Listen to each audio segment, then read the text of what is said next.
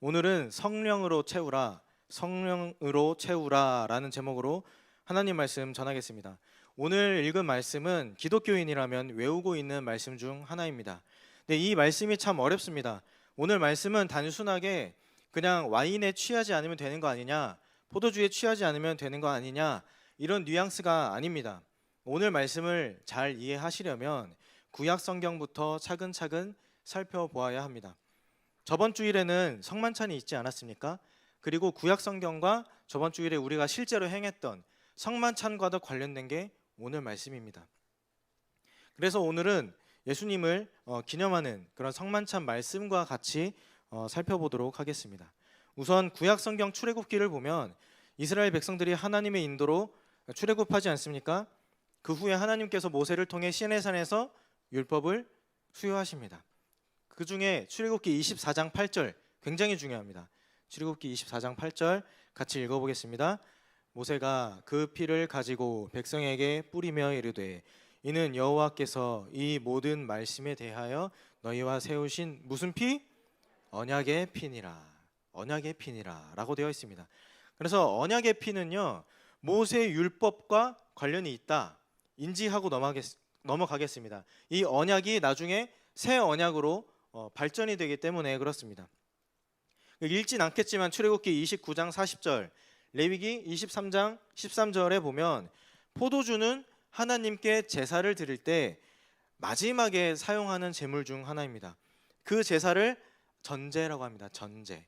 그러니까 무엇을 전제하다, 가정하다 이런 뜻이 아니고요. 하나님께 부어드리는 제사, 드링킹 오퍼링입니다. 드링킹 오퍼링. 그래서 이 전제는요, 하나님께 드리는 제사 여러 가지 순서 중에 가장 마지막에 드리는 순서입니다. 그래서 사도 바울도 자신의 유언으로 전제와 같이 내가 벌써 부어지고 나의 떠날 시각이 가까웠도다. 우리는 이 전제를 알지 못하면 바울 사도의 유언이 무슨 뜻인지 몰라요. 그런데 이 전제라는 제사를 알게 되면 하나님께 마지막에 드리는 제사, 전제. 그럼 바울도 자기 자신이 하나님께 떠날 시각이 가까이 왔고 내가 순교로서 하나님께 영광 돌릴 때가 왔구나, 이 세상 떠날 때가 왔구나, 지금 내 마지막이구나, 그걸 전제에 비유한 것입니다. 그래서 구약이 말하는 포도주는요, 하나님의 율법, 옛 언약, 제사 이것과 직접적인 관련이 있습니다. 그런데 구약 성경을 보면 하나님께서 새 언약을 맺으시겠다고 말씀하세요. 예레미야 31장 31절, 에스겔 11장, 에스겔 36장. PPT 일단 보여주시겠습니까? 이게 새 언약에 대한 말씀입니다. 아까 출애굽기 24장 8절에는 내가 너희와 언약을 세우는데 이건 너희와 세운 언약의 피니라, 구약을 말해요. 그런데 여기서 언약이 또 한 번 추가됩니다. 새 언약이에요. 뉴 커버넌트. 그래서 새 언약인 겁니다. 그 내용이 이렇게 되어 있습니다. 구약은, 옛 언약은 돌에 새긴 언약이라면 새 언약은 뭐라는 겁니까? 너의 심장에 새기겠다. 그래서 너의 돌같이 굳은 마음 없애버리고 부드러운 살심장, 새로운 마음, 영적인 마음을 주시겠다. 그게 새 언약이에요. 그게 레브예요. 레브, 히브리어. 또 헬라어 카르디아입니다. 다 학생이지 않았습니까? 그 다 여기서 온 겁니다. 엄청나게 좋은 거예요. 그리고 새 언약에 의하면, PPT 내려주셔도 됩니다. 새 언약에 의하면 너의 마음을 이제 하나님의 새 영으로 새롭게 하실 거기 때문에 이게 뭐다? 마음의 할례다. 마음의 할례. 저무수 목사님께서 설교 주시지 않았습니까? 그걸 요약하면 마음의 할례는 마음의 할례가 없으면 하나님을 사랑할 수 없고 예수님을 믿을 수 없다. 마음의 할례는 하나님으로부터만 난다. 그게 메시지예요. 구약에 다 있는 내용입니다. 그래서 예수님을 믿는다는 것은 우리가 옛 언약의 백성이 아니라 새 언약의 백성이라는 거예요. 옛 언약이 모세를 통해서 수여받은 말씀, 율법이라면 새 언약은 예수님을 통해서 완성된 겁니다. 어떻게요? 예수님의 십자가에서 죽으심, 부활하심, 승천하심으로 옛 언약이 성취가 되고 그 예수님의 부활 시점부터 시작되어 가고 있는 겁니다. 언제까지요? 예수님 다시 오실 때까지. 하나님이 예수님을 심판주로 보내시고 새하늘과 새 땅으로 우리를 들여보내실 때까지, 그때까지 지속되는 약속입니다. PPT 또 보여주시겠습니까? 마태복음, 마가복음, 누가복음, 고린도전서 이렇게 나와 있습니다.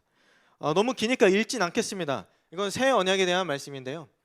예수님이 십자가상에서 흘리시는 그 피가 바로 뭐다? 새 언약이다. 다 있지 않습니까? 언약의 피, 언약의 피, 새 언약, 새 언약. 예수님의 십자가 피가 언약의 피, 새 언약이라는 거예요.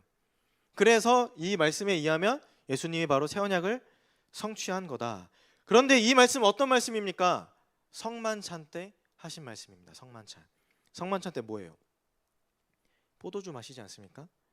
그래서 포도주는 예수님의 피를 기념하는 것이기 때문에 예수님 다시 오실 때까지 피와 잔으로, 포도주와 잔, 예수님의 피와 살을 기념하는 의미로 우리가 먹고 마셔야 되는 겁니다. 그래서 포도주는 단순하게 취하지만 않으면 되는 거 아니야? 이런 게 아닙니다. 예수님의 십자가 죽음, 피 흘림 이렇게 연결이 되어 있습니다. 그럼 성경은 포도주에 대해서 뭐라고 말하는지 알아야 되지 않습니까? 뭐라고 말하냐? 정확하게 말씀드리면 긍정적인 부분도 있고 부정적인 부분 둘 다 있어요. 둘 다 있는 거 맞습니다. 그런데 부정적인 내용이 훨씬 많습니다. 그렇다고 오해하시면 안 됩니다. 제가 지금 뭐 누구 저격하고 뭐 정죄하고 그런 게 아니라 이제 성경이 어떻게 포도주에 대해서, 술에 대해서, 와인에 대해서 말하고 있는가 그 원리를 말씀드리는 겁니다. 어쨌든 오늘 말씀 에베소서 5장 18절에 보면 술 취하지 말라. 이건 뭐다? 방탕한 거다. 라는 말씀은 사실 구약에서 왔습니다. 구약의 어느 말씀일까요? 술 취하지 말라, 방탕한 것이다. 안 보이지 않습니까? 구약의 어떤 말씀인지 술 취하지 말라 안 보여요. 왜냐하면 히브리 헬라어를 봐야 되기 때문입니다. 잠언 23장 31절입니다. 잠언 23장 31절 같이 읽어볼까요? 잠언 23장 31절 제가 읽겠습니다. 포도주는 붉고 잔에서 번쩍이며 순하게 내려가나니 너는 그것을 보지도 말지어다. 여기 보면 포도주를 쳐다보지 마 이렇게 기록되어 있지 않습니까? 여기서 그것을 보지도 말지어다. 이 히브리어를 한글 성경이 그대로 번역을 잘했습니다. 히브리어도 쳐다도 보지 마.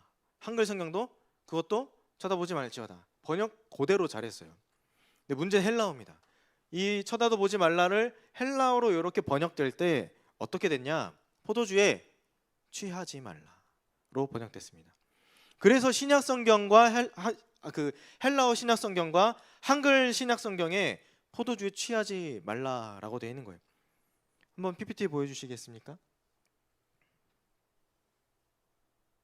PPT요. 네, 처음 보시죠? 네, 읽지도 못하겠습니다. 그래서 맨 위에 프로벌브 되어 있습니다. 잠언 23장 31절이고 히브리어는 거꾸로 읽죠. 저 파란색 글씨, 저 알지 못하겠는 저 파란색 글씨가 뭐예요? 맨 앞에 있는 게 not, 하지 마라. 그리고 두 번째가 보지 마라. 보다. 그 쪽이 뭐 점점점 돼 있는 게 포도주예요. 포도주를 보지 말라. 근데 이걸 헬라어 밑에 파란색 저거 못 읽겠죠. 알지 못하는 저 단어가 저게 뭡니까? 헬라어입니다. 헬라어로 보면 포도주에 취하지 말라로 되어 있어요. 그래서 영어로 보면 NRSV 저거는 이제 학자들이 논문 쓸 때 사용하는 영어 성경 버전이고 ESV는 그냥 대중적으로 요즘 많이 사용하는 성경이죠. NIV는 우리 통합교단에서 사용하는 영어 성경입니다. 다 뭐라고 되어 있습니까? 와인 보면 안 돼. 돼 있죠? 히브리어, 헬라어, 영어, 한글 다 포도주를 보지 말라고 되어 있지만 헬라어만 취하지 말라라고 되어 있습니다. 이게 에베소서 5장 18절에 나오는 헬라어랑 똑같아요. 토시 하나도 안 틀리고 똑같습니다. 저 앞에 있는 게 매입니다. 매가 낫이에요. 낫. 매 하지 마라.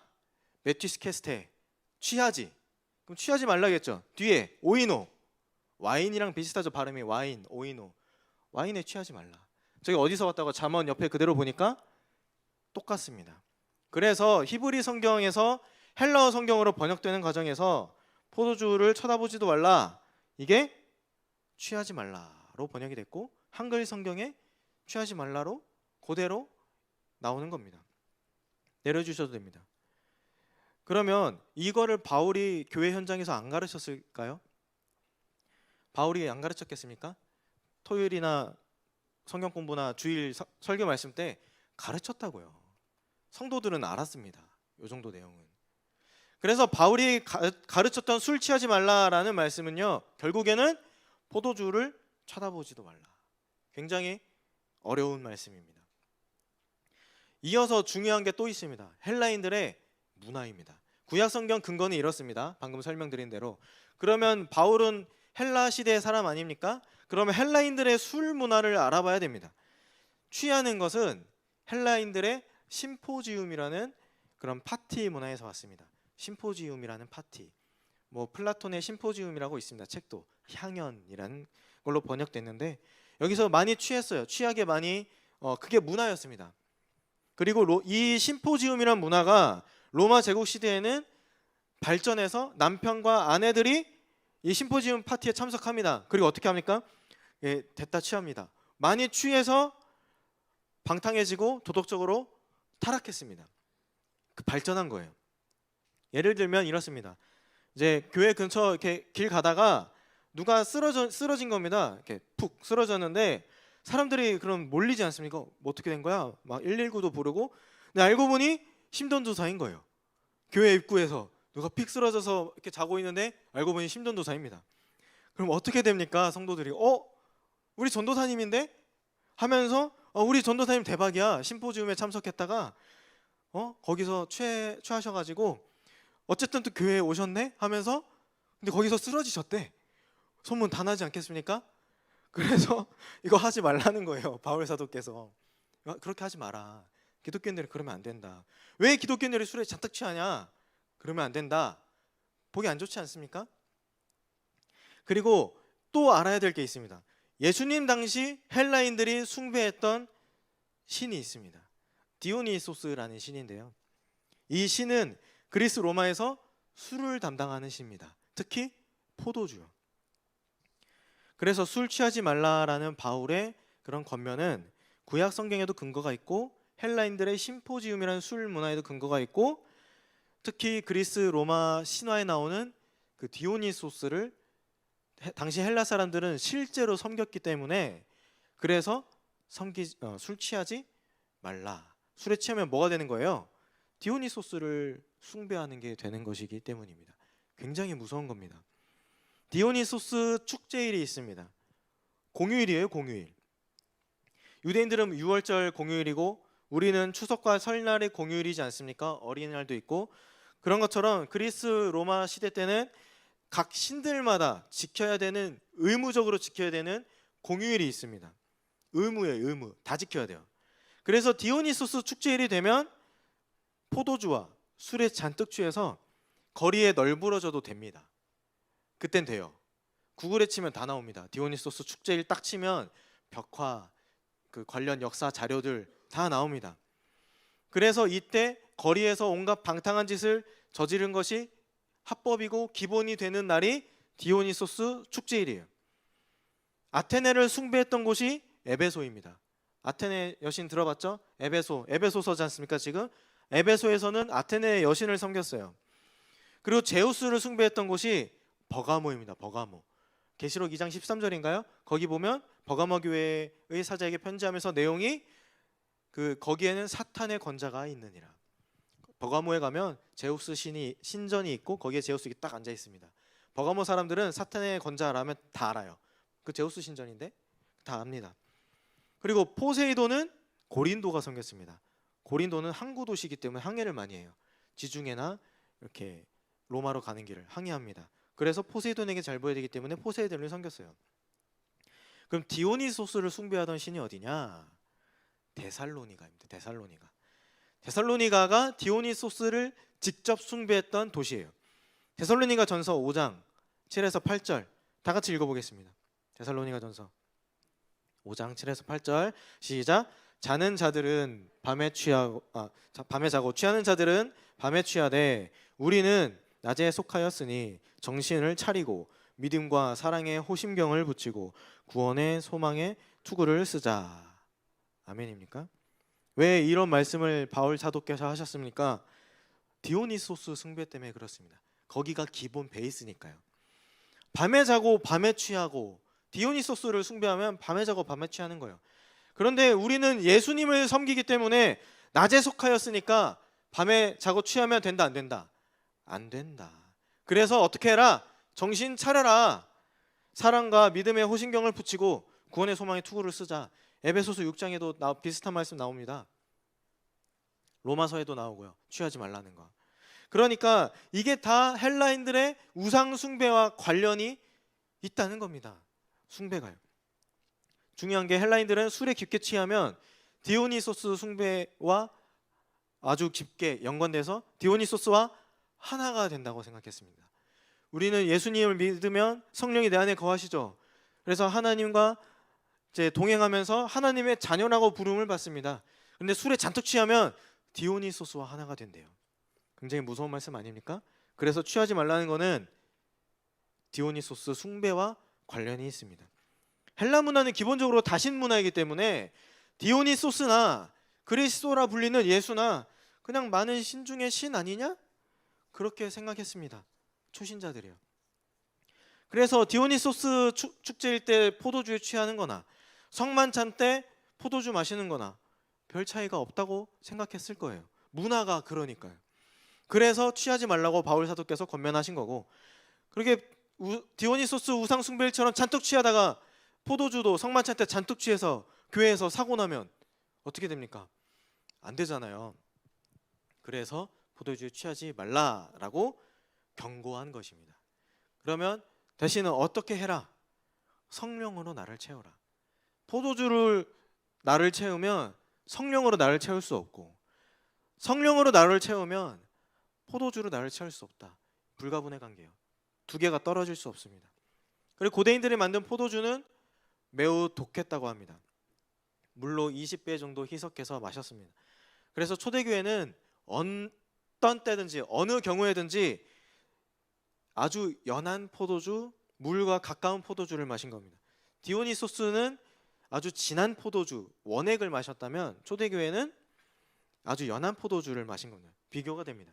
그래서 요한복음 2장에 나오는 물로 포도주를 예수님이 만드신 사건은 아주 연한 포도주인 거예요. 비율이 환상적인 아주 연한 물에 가까운 포도주라는 겁니다. 그래서 어떤 모양으로든 음주는 핑계될 수가 없어요. 레위기 10장, 잠언 31장, 제사장이나 왕은 농도가 진한 포도주, 연한 포도주 이런 걸 떠나서 포도주가 금지입니다. 금지. 나시린은 포도주뿐만 아니라 건포도, 생포도, 포도 껍질, 포도 자체가 안 됐습니다. 왜요? 하나님을 섬기기 위해 구별된 자들. 나시린은 민수기 6장 2절에서 4절에 나옵니다. 하나님을 섬기기 위해 구별된 자들은 포도주를 금지하신 겁니다. 그럼 구약 아니냐 생각할 수 있어요. 오늘은 우리는 예수님을 믿고 있기 때문에 하나님 앞에 베드로전서 2장 9절에 의하면 왕같은 제사장이요, 세상 사람들과 구별된 하나님의 나시린이요, 예수님의 피로 세우신 새 언약의 백성 아닙니까? 그럼 당연히 포도주든 뭐든 음주가 안 된다는 거예요. 그리고 술은 아까 말씀드렸지만 세상을 대표합니다. 성령으로 채우든지 술로 채우든지, 오늘 에베소서 5장 18절의 말씀은 둘 중 하나 선택해라. 술로 채울 것이냐, 성령으로 충만하게 될 것이냐. 그리고 사도행전 2장에 보니까 오순절 성령 사건 때 성령이 임하시고 사람들 방언하지 않습니까? 그때 다른 사람들이 뭐라고 수군거립니까? 새 술에 취한 거 아니냐? 오해를 한 거예요. 그러니까 성령과 술은 동행할 수 없습니다. 돈과 하나님이 같이 갈 수 없듯이 성령과 술도 동행할 수가 없어요. 돈, 술 이런 가치 중립적인 것들이 나쁘다는 게 아닙니다. 가치 중립적인 것들이 하나님보다 앞서면 안 된다는 것입니다. 그러면 하나님 말씀대로 사는 게 정말 어렵습니다. 어떻게 세상 살면서 술이나 포도주 쳐다도 못 보게 합니까? 너무 가혹하지 않습니까? 참 어렵습니다. 당연합니다. 당연히 저도 그렇게 생각을 합니다. 그럼 오늘날에는 어떻게 해석해야 되냐? 히브리 성경을 헬라어로 번역하면서 쳐다도 보지 말라는 걸 취하지 말라로 번역하고 해석한 것처럼 오늘 2000년 후 우리를 어떻게 적용해야, 이 말씀에 어떻게 적용해야 되냐? 양심상 해라. 양심상. 양심상 하라는 것입니다. 양심상 하되 웬만하면 안 마시는 게 좋다라고 권면하고 싶습니다. 그런데 아이러니하게도요, 포도주는 약으로도 처방받았습니다. 약이었어요. 그래서 바울은 디모데에게 포도주를 쓰라고 권면하기도 했습니다. 디모데전서 5장 23절 한번 볼까요? 디모데전서 5장 23절 읽어보겠습니다. 이제부터는 물만 마시지 말고 내 위장과 자주 나는 병을 위해서 포도주를 쓰라. 포도주를 쓰라. 당시의 포도주는 약으로도 사용했기 때문입니다. 이 말씀을 반대로 해석하면 디모데는 포도주를 썼다 안 썼다? 안 썼다. 디모데가 약으로도 포도주를 마시지 않으니까 바울이 제자, 의사 누가에게 처방을 받아서 급한 대로 포도주를 쓰게 하십시오. 그렇게 했고 바울이 포도주를 써서 빨리 나아서 주의 일 더 열심히 해라 라고 한 거예요. 근데 안 썼다는 겁니다. 디모데는 양심상 포도주를 취하려고 마신 건지 약으로 먹으려고 마신 건지 분별하기 어려웠을 겁니다. 디모데는요, 헬라 문화에 익숙한 유대인입니다. 아버지가 헬라인, 어머니가 유대인이지만 바울을 만나고 할례를 받았어요. 그 전에 유대인이 아니었다는 겁니다. 그러면 아버지랑 같이 디오니소스 축제일 때 얼마든지 마셨던지 그 축제일은 알 겁니다. 적어도. 그래서 디모데 개인적으로는 나는 포도주를 약으로도 마시는 게 좀 어려워. 난 어릴 때 그렇게 컸어. 이 문화가 익숙해서 포도주를 약으로 마시든 이게 취하려고 마시든 구분이 안 가. 그렇게 생각했을 거예요. 이게 정황상. 그래서 포도주를 약으로도 사용하지 않은 겁니다. 누군가를 정죄하는 게 아까 말씀드렸다시피 절대 아닙니다. 저도 사회생활 해보고 군생활 해봤지만 술과 사회생활, 군생활 어떻게 보면 이점도 있습니다. 단합도 되고 굉장히 긍정적인 면도 많습니다. 부정적인 면도 있기 때문에 말씀을 드리는 겁니다. 술과 관련된 실화를 소개해드리겠습니다. 군대 이야기인데요. 조금 어렵거나 공감이 안 갈 수도 있지만 정말 본받을 만한 분을 소개시켜드리려고 합니다. 지금은 전역하시고 장로님입니다. 그분이 대령 때 일이래요. 그분이 정말 열심히 군생활 내내 군복무 하셨지만 특히 대령 때 무궁화 3개 아닙니까? 별 달기 1년 전, 한 달 전에 일을 소개시켜드리려고 하는데요. 굉장히 별 다는 게 어렵다고 합니다. 공부도 잘하고 실력도 있고 그런 걸 떠나서 세상 사람들이 말하는 운까지, 라인까지, 줄까지 잘 타야 별을 단다고 합니다. 우리로 말하면 하나님의 은혜와 섭리요, 세상 사람들에게 말하면 운과 재수가 좋은 것입니다. 라인을 잘 탄 것이겠죠. 그래서 그동안의 대령들이 25년의 군복무를 헛되지 않기 위해서 별 달려고 더 열심히 합니다. 평소보다 더 열심히요. 그때 이제 그 대령 장로님께서 모시던 분이 별 4개였답니다. 별 4개 그 분이 나를 잘 추천을 해줘야 별을 다는 거예요. 25년이 날아가는 게 아닙니다. 그분도 군인이니까 당연히 진급하고 싶겠죠. 그런데 이제 부대에 큰 행사가 있었습니다. 그 행사를 실무자로서 잘 섬기고 잘 브리핑했대요. 그러면 이제 군 사령관님 별 4개가 기분이 좋지 않습니까? 실무자 고생했어. 그래서 이제 장군들끼리 이제 식사를 따로 가졌는데 실무자니까 그 대령님도 부른 거예요.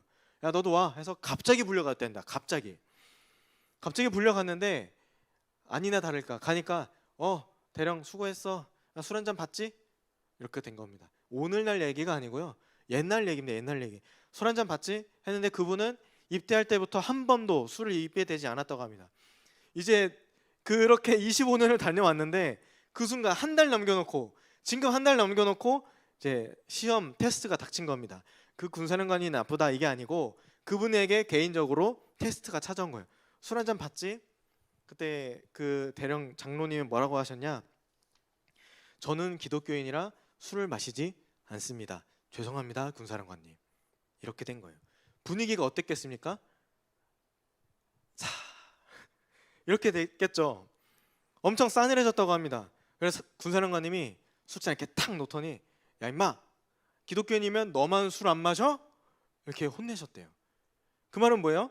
다른 기독교인들은 내가 포스타인 내가 술잔을 주면 다른 기독교인들 장교들은 받았다는 거예요. 마셨다는 거예요. 너만 안 마셔? 그거는 뭡니까? 근데 넌 왜 안 마시냐라는 거예요.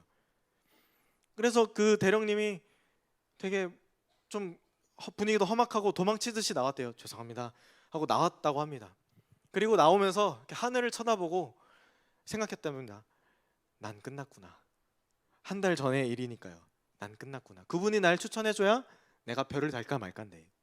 그래서 난 끝났구나 생각했답니다. 그리고 얼마 안 있어서 추석 연휴가 있었다고 합니다. 추석 연휴 3일 동안 공휴일이니까요. 출근 안 해도 되니까 열심히 교회 가서 3일 금식했답니다. 주님 도와주세요. 저 다니엘처럼 결단해서 25년 동안 술 한 번 안 마셨는데 지금 너무 무섭고 모르겠습니다.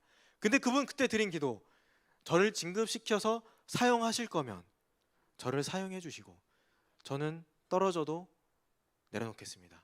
대령으로서도 얼마든지 주님을 위해서, 주님이 맡겨주신 군인들을 위해서 선교하겠습니다. 어떻게 됐을까요? 진급했습니다. 진급하고 별 하나 끝나지 않았어요. 별 2개, 별 3개까지 갑니다. 별 3개까지 가서도 열심히 복음을 전하셨다고 합니다. 그게 밑에 사람들 입장에서 굉장히 힘들겠지만 그분 개인의 사명이었으니까요. 그렇게 해서 전역을 하시고 더 잘 됐습니다. 국방부 장관 차관이 있고 그 다음에 국방부 실장이 있습니다. 국방부의 실무자예요. 최고 실무자인데 국방부 실장으로도까지 국민과 국가와 나라를 위해 섬기고 전역하셨습니다. 전역하시고 섬긴 거죠. 국방부 실장으로. 지금도 여전히 열심히 간증하시면서 선교하고 계십니다. 이게 뭡니까? 하나님의 말씀과 신앙을 위해 결단한 사람은 하나님이 책임져 주신다. 피할 길을 내신다라는 겁니다. 저도 그런 적이 있었습니다. 저도 장군 모셨지만 제가 모시던 분 천주교셨어요. 2분 모셨지만 그분은 천주교셨는데 제가 신학할 거 알고 너는 좋은 목사가 되라 자주 아껴주셨습니다. 그리고 부하 장교들 그렇게 잘 챙겨주신 분 못 봤어요. 너무 잘 챙겨주시고 기념일 다 챙겨주시고 그런 장군님이 저한테 술을 권하는 겁니다. 너도 마셔야지. 제가 어떻게 했을까요? 생각했습니다. 속으로. 아, 나는 앞으로 신학을 할 거고 내가 크리스찬인 거 알고 하지만 나의 군생활과 앞으로의 신학은 끝났구나. 받을 수 없으니까요.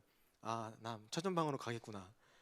그렇게 받긴 받았는데 갑자기 떠오르는 겁니다.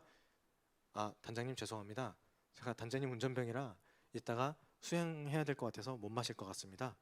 그러니까 아 맞다 너네 운전병이지 하면서 기분 좋게 아 맞아 야 얘 뭐 사이다라도 갖다 줘라 이렇게 된 겁니다.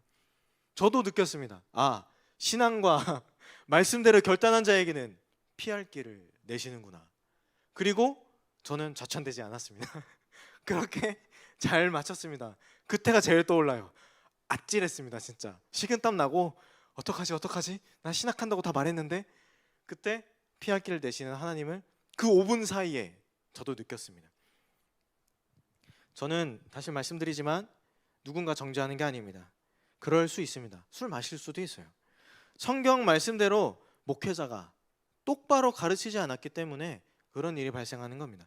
목회자는요 하나님과 교회와 성도를 섬기는 직분이지만 가장 중요한 거 하나님의 말씀을 얼마나 잘 풀어내고 연결하고 적용하는가, 목회자의 가장 큰 역량 중 하나라 생각합니다.